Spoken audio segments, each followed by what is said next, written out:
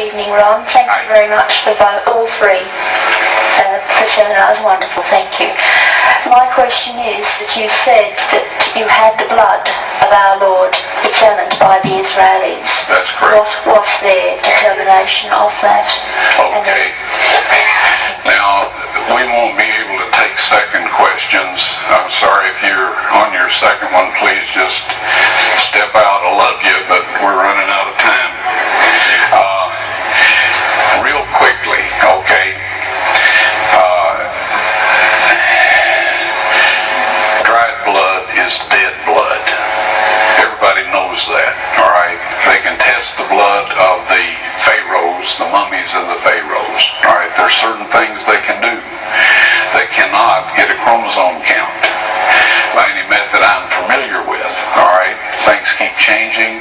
I don't profess to know everything. However, there's no way I know that you can get a chromosome count out of dead blood. You can get a DNA and some other things, but not a chromosome count, all right? That's done by living white blood cells.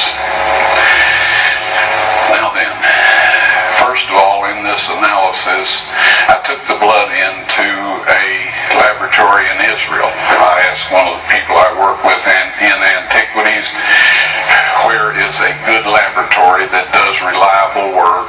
And they said, such and such, such and such. I took it. I just said, please examine this blood and tell me what you can tell me about it. All right? They said, well, look, we're going to reconstitute it. We're going to put it in normal saline and keep it at body temperature for 72 hours with gentle swirling. All right? That's their business. That's great. I said, now I want to be there when you check it out. They said, fine. So I was back. They checked it out. I said, now, they said it's human blood. We can tell that. They did whatever tests they need to do. And then I said, take some of the white blood cells and put them in a growth medium and keep them at body temperature for 48 hours. And they said, well, that'll do no good because it's dead blood. I said, would you please do that for me? And they said, okay, we'll do it. So anyway, I said, I want to be there when you take it out and examine it.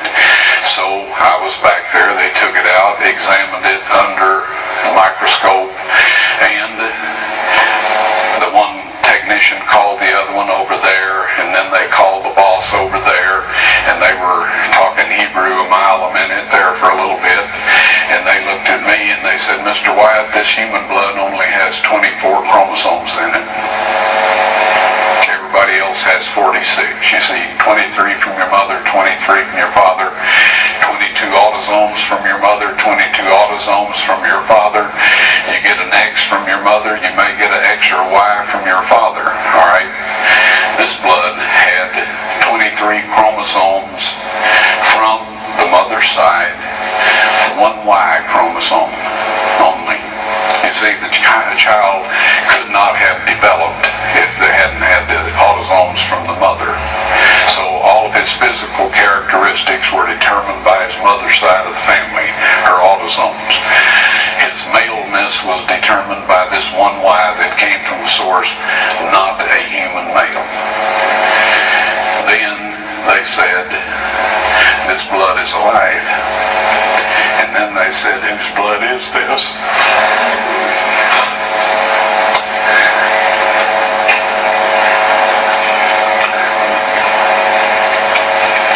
I said, it's the blood of your Messiah.